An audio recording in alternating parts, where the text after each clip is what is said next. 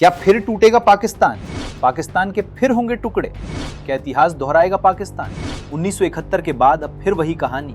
क्या पाकिस्तान का अगला विभाजन तय है? बलूचिस्तान से लेकर खैबर पख्तूनख्वा और गिलगित बाल्टिस्तान और सिंध से लेकर पाकिस्तान के कब्जे वाले कश्मीर यानी पीओके तक पाकिस्तान के हर कोने से बगावत की एक ही आवाज उठ रही है। जो देश कभी खुद को एक मजबूत इस्लामी राष्ट्र के तौर पर पेश करता था, आज वो जमीनी हकीकत का सामना कर रहा है, जहां उसकी सरकार, सेना और तमाम संसाधन सिर्फ एक प्रांत पंजाब और एक शहर रावलपिंडी के नियंत्रण में सिमट कर रह गए हैं। पाकिस्तान के बड़े धार्मिक और राजनीतिक नेता मौलाना फजलुर रहमान ने एक बार फिर सेना प्रमुख आसिम मुनीर पर निशाना साधा है। उन्होंने पाकिस्तान के मौजूदा हालात को 1971 का दौर बताया है। उनके बयान में पाकिस्तान के टूटने और उसकी भौगोलिक सीमाओं में बदलाव की आशंका साफ दिखाई दी। क्या इतिहास दोहराएगा पाकिस्तान? फजलुर रहमान ने कहा कि वो मानते हैं कि सेना और उसके नेतृत्व के पास ताकत है, लेकिन इतिहास को नहीं बुलाया जा सकता।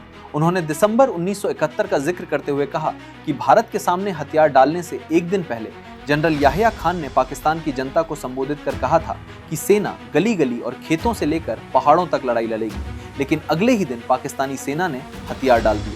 पाकिस्तान के मौलाना ने कहा, ये बड़े बड़े बोल तो हमने उस वक्त भी सुने हैं। फजलुर रहमान ने सवाल किया कि जब पाकिस्तान की जनता इतनी मुश्किलों से गुजर रही है तो उसे लगातार मुश्किलों में क्यों डाला जा रहा है? लेकिन मुझे याद है, और शायद कोई बुजुर्ग ऐसे हों जो उनको भी याद हो, जब दिसंबर 1971 में हथियार डालने से एक दिन पहले जनरल याहिया खान ने कौम से खिताब किया और कहा, हम लड़ेंगे, गली गली में लड़ेंगे, सहराओं में लड़ेंगे, खेतों में लड़ेंगे, कारखानों में लड़ेंगे, पहाड़ों में लड़ेंगे और इनके खिलाफ हम जंग लड़ेंगे।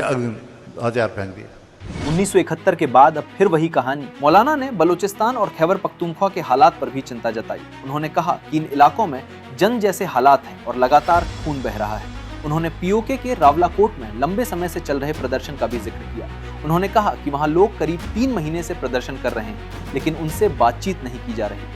फजलुर रहमान ने चेतावनी दी कि ऐसी स्थिति में अलगाव की मांग करने वाले तत्वों को मजबूत होने का मौका मिल सकता है। फजलुर रहमान ने सवाल उठाया कि आखिर इन हालात का मकसद क्या है। उन्होंने कहा कि जब किसी इलाके में लंबे समय तक खून बहता है तो ये आगे होने वाले भौगोलिक बदलावों का संकेत भी बन सकता है। जीएचक्यू ही पाकिस्तान की असली सरकार। मौलाना ने कहा कि रावलपिंडी में जीएचक्यू ही पाकिस्तान की असली सरकार है। प्रधानमंत्री और संसद सिर्फ चेहरे हैं। इस पंजाब केंद्रित सत्ता ने बाकी प्रांतों को सिर्फ एक कॉलोनी की तरह इस्तेमाल किया है। उनके संसाधन लूटो और उन्हें गुलामी और बारूदी सुरंगों पर जीने के लिए छोड़ दो।